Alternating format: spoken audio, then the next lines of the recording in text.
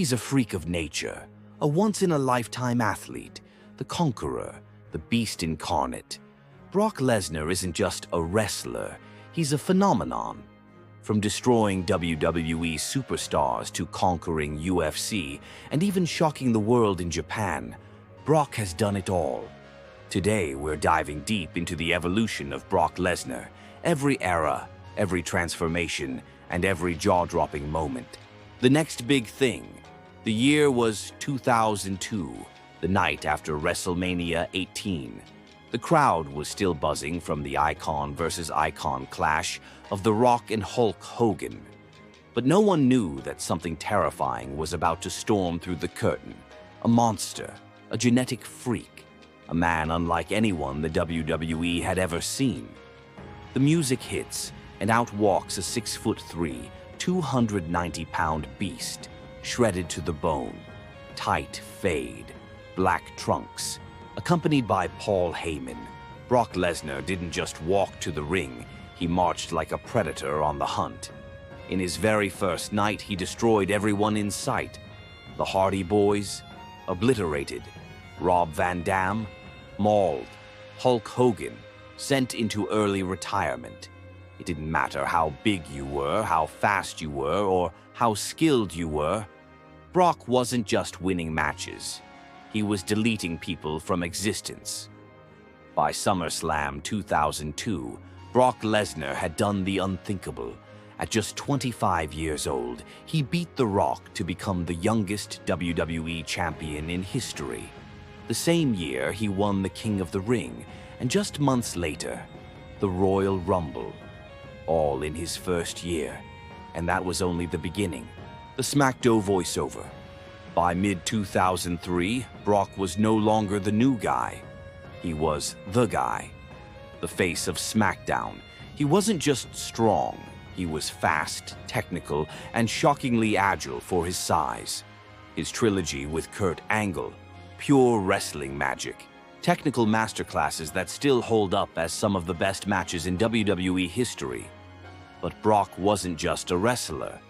He was a warrior. His Hell in a Cell match with The Undertaker left both men blood-soaked and barely standing. At WrestleMania 19, he risked everything by attempting a shooting star press, a move no 290-pound man should even think about. He missed, landed on his head, nearly broke his neck, and still finished the match. That's Brock Lesnar. But by early 2004, the magic was fading. Backstage politics, burnout, and then came WrestleMania 20. Brock versus Goldberg. Two monsters, one match, and it turned into one of the most awkward train wrecks in wrestling history. The crowd knew both men were leaving. They booed them out of the building. And that night, Brock Lesnar walked away from WWE. Brock takes Japan. But Brock wasn't done. He didn't go straight to UFC. Instead, he crossed the ocean to Japan. New Japan Pro Wrestling. 2005. Brock Lesnar walked into NJPW like a conqueror, and in his very first match, he defeated Kazuyuki Fujita and Masahiro Chono to become IWGP Heavyweight Champion. This was a different Brock. All red attire, bigger, meaner. He wasn't there to put on 30-minute classics. He was there to dominate. Big slams, short matches, real aggression. He faced names like Shinsuke Nakamura and Akabono, and for a while it worked. But behind the scenes, contract issues, legal battles. NJPW stripped him of the title, but Brock refused to return it. He claimed he was still the real champion. Eventually, he dropped it to Kurt Angle in IGF. And just like that, Brock left Japan and set his eyes on something bigger. Brock in the UFC 2008. Brock Lesnar steps into the UFC, and the world laughs. A pro wrestler fighting real fighters. Big mistake, they said, but Brock wasn't like anyone else. His debut, Frank Mir. Brock loses by submission, but he makes a statement. Next fight, Heath Herring. Brock breaks his orbital bone. And then, the title shot, UFC 91. Brock Lesnar versus Randy Couture. Second round, TKO. Brock Lesnar becomes the UFC heavyweight champion in his fourth professional fight. Let that sink in. 4 fights, and now he's the baddest man on the planet. He defended against Frank Mir, destroyed Shane Carwin. But then came diverticulitis, a life-threatening illness that nearly killed him. He came back, but he wasn't the same. He lost to Cain Velasquez, lost to Alistair Overeem, and in 2011, Brock retired from MMA. But what he left behind was legendary. He proved that pro wrestlers weren't fake tough guys. He was the real deal. The Beast returns to WWE. April 2nd, 2012. The Raw after WrestleMania. John Cena is standing in the ring. And then the music hits. The crowd explodes. Out walks Brock Lesnar. No words, just a death stare. He steps into the ring, grabs Cena. F5. The Beast is back. But this wasn't the same Brock. This was a killer who had fought real fights. He wore MMA gloves. He fought like an assassin. He broke Triple H's arm.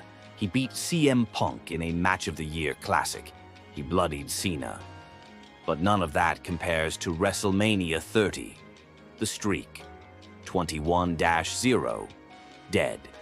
Brock Lesnar did the impossible. He broke The Undertaker's streak. The most shocking moment in wrestling history. And then, Suplex City, SummerSlam 2014.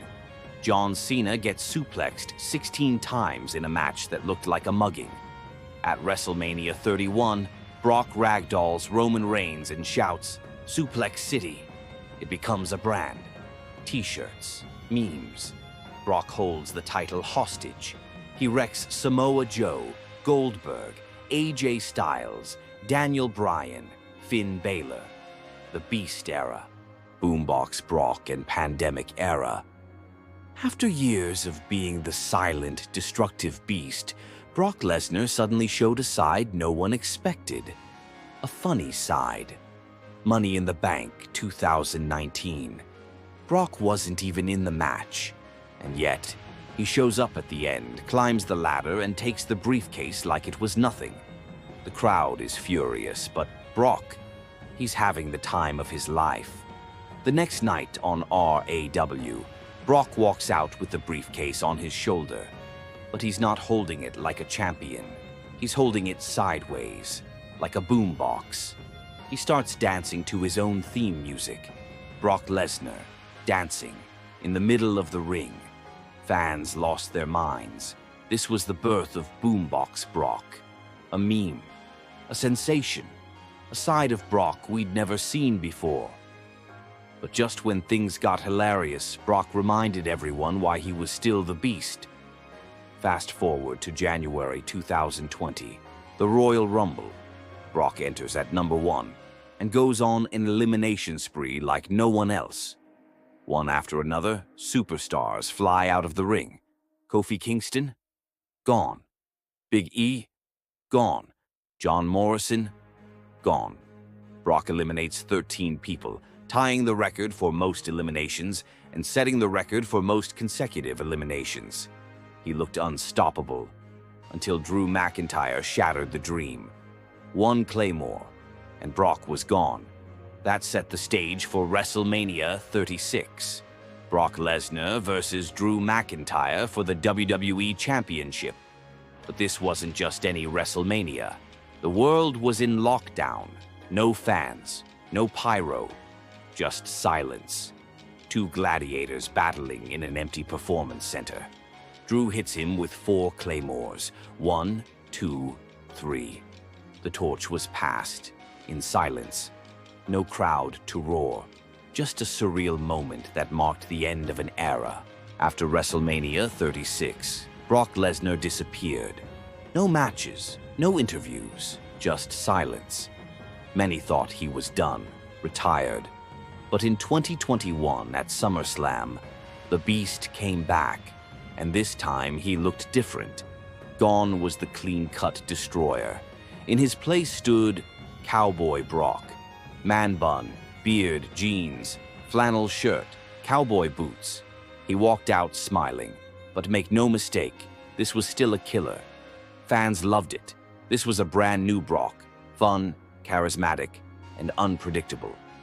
Then came the feud with Roman Reigns, the tribal chief versus the Beast. This rivalry defined a new era. Their matches weren't just fights, they were wars. WrestleMania 38, a colossal main event. But it didn't end there. SummerSlam 2022 gave us something insane. Brock Lesnar driving a tractor to the ring. Yes, a tractor. He used it to lift the entire WWE ring with Roman still in it. The image went viral. It was chaos. It was Brock Lesnar. After that, Brock embraced his cowboy persona even more. He smiled, joked with fans, but when the bell rang, he destroyed everyone in sight. Bobby Lashley, Omos, Cody Rhodes. But by 2023, it started to feel like the end. The Beast who dominated for decades was slowing down. Still dangerous, still special, but human. If this is the last run, Brock Lesnar leaves as one of the greatest combat athletes of all time. A UFC champion, a WWE legend, a true anomaly. If you enjoyed this wild ride through every era of Brock Lesnar, make sure to smash that like button, subscribe for more epic wrestling stories, and hit the bell so you never miss a video. Tell me in the comments, what's your favorite Brock Lesnar moment? Was it breaking the streak, suplexing Cena 16 times, or Cowboy Brock flipping the ring with a tractor? Let me know below. I read every comment.